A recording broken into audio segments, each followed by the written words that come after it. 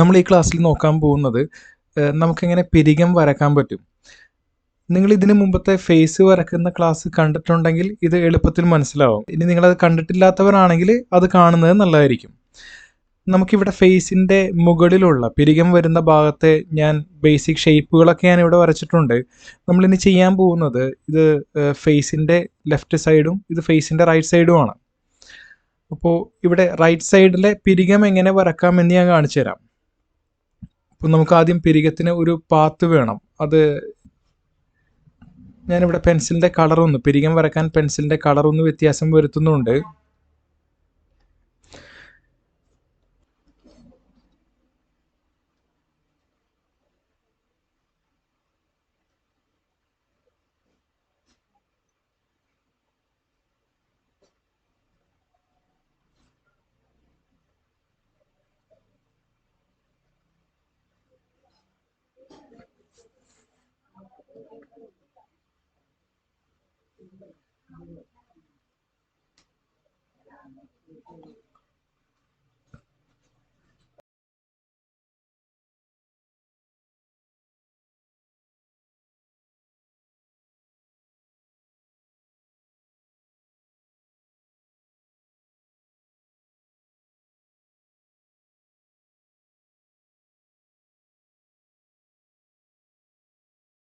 പിരികത്തിൻ്റെ path ഇങ്ങനെയാണ്. ഈ blue ലൈനിൽ ഞാൻ കൊടുത്തിരിക്കുന്ന ഇതാണ് പിരികത്തിൻ്റെ പാത്ത്. ഇതിന് മുകളിലൂടെയാണ് നാം പിരികം വരക്കാൻ പോകുന്നത്.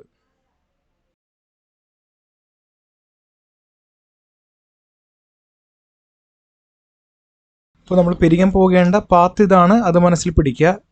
ഞാനിവിടെ പിരികത്തിൻ്റെ പാത്ത് വരച്ചിട്ടുണ്ട്. ഇതിൻ്റെ മുകളിലൂടെ എങ്ങനെ പിരികം വരക്കാമെന്ന് നമുക്കിപ്പോൾ നോക്കാം. പാത്തിൻ്റെ മുകളിലൂടെ ഏകദേശം സെൻറ്ററിലൂടെ ആയിട്ടാണ് നാം പിരികം വരക്കാൻ പോകുന്നത്.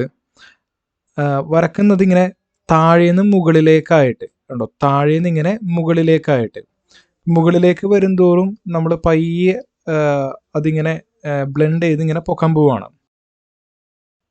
പിന്നെ മനസ്സിൽ പിടിക്കേണ്ട ഒരു കാര്യം, നമ്മളിങ്ങനെ വരച്ച് പോകുമ്പോൾ ഏതാണ്ട് ഈ തുടക്കവും ഇത് തുടങ്ങുന്ന ഭാഗവും അവസാനിക്കുന്ന ഭാഗവും ഇത് തുടങ്ങുന്ന ഭാഗവും അവസാനിക്കുന്ന ഭാഗവും അത് പുറത്തേക്ക് പോകാതെ ഒരു ലൈനിൻ്റെ ഉള്ളിൽ നിൽക്കുന്ന രീതിയിൽ വരക്കാൻ പറ്റുന്നത് നല്ലതായിരിക്കും.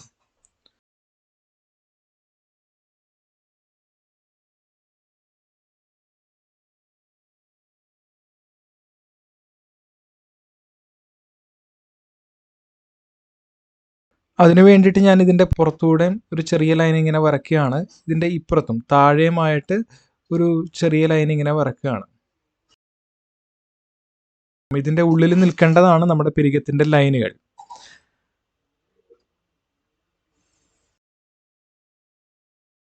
അപ്പോൾ നമുക്ക് ആദ്യം ഇങ്ങനെ വരക്കാം. ഇവിടെ നിന്ന് തുടങ്ങുന്ന ഇവിടെ നിന്ന് ഇങ്ങനെ വരക്കാം.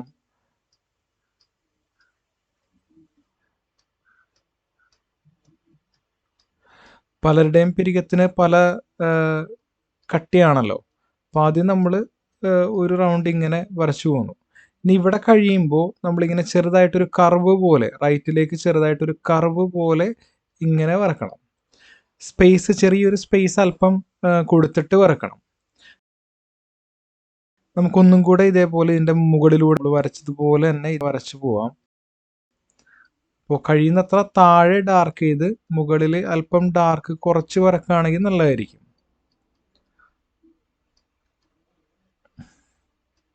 ഇനി തുടങ്ങുന്നിടത്തും അല്പം ഡാർക്കായിട്ടായിരിക്കും പിരികു വിരിക്കുന്നത്.